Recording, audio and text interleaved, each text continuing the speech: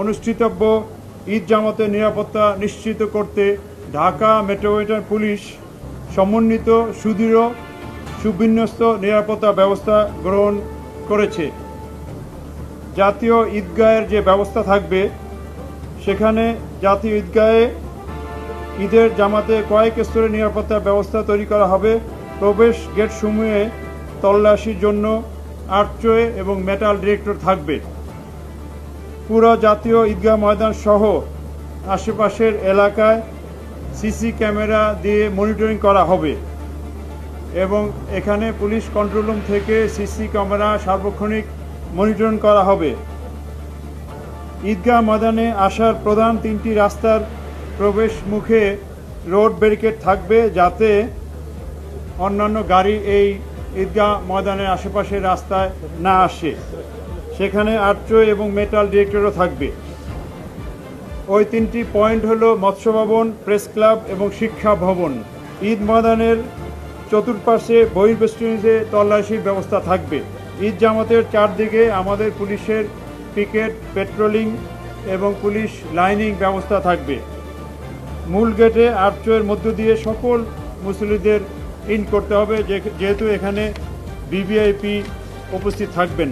নারী বা মহিলাদের জন্য পৃথক প্রবেশ গেট এবং পৃথক নিরাপত্তা ব্যবস্থা থাকবে। ঈদগাহ ময়দান এবং আশেপাশের এলাকায়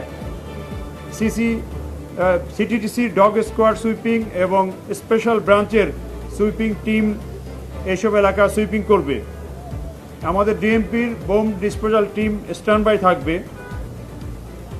আমাদের স্পেশাল ফোর্স যেটা সোয়াট এবং সাদা পোশাকে ডিবি এবং সিটিটিসির সদস্যবৃন্দ মোতায়েন থাকবে, যাতে পুরা এলাকা ঘিরে অন্য একটা বিশেষ নিরাপত্তা ব্যবস্থা বলয় তৈরি করা যায়।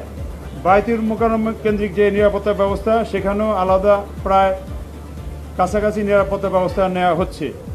অন্যান্য ঈদগাহসমূহে আমাদের পুলিশ যথারীতি মোতায়েন থাকবে। ঈদ জামাত উপলক্ষে নগরীর কিছু কিছু পয়েন্টে ডাইভারশন দেওয়া থাকবে। 0 পয়েন্ট ক্রসিং, সরকারি কর্মচারী হাসপাতাল, high court crossing, press club link road, পররাষ্ট্র মন্ত্রণালয়ের পিছনের গলি, ইউবিএল বা Paltan crossing, police control room gap, মৎস্য ভবন ক্রসিং, এইসব এলাকায় আমাদের ডাইভারশন থাকবে। জায়নামাজটাই ক্যারি করা, মোবাইল ফোন ক্যারি করতে পারবে। মোটামুটি ব্যাগ বা অন্যান্য দাহ্য পদার্থ এগুলো ক্যারি করা যাবে না, বা ছুরি বা এই জাতীয় জিনিসপত্র। নিরাপত্তার সংখ্যা নেই। আর তারপরে আমাদের বিভিন্ন গোয়েন্দা সংস্থা মনিটরিং করতেছে।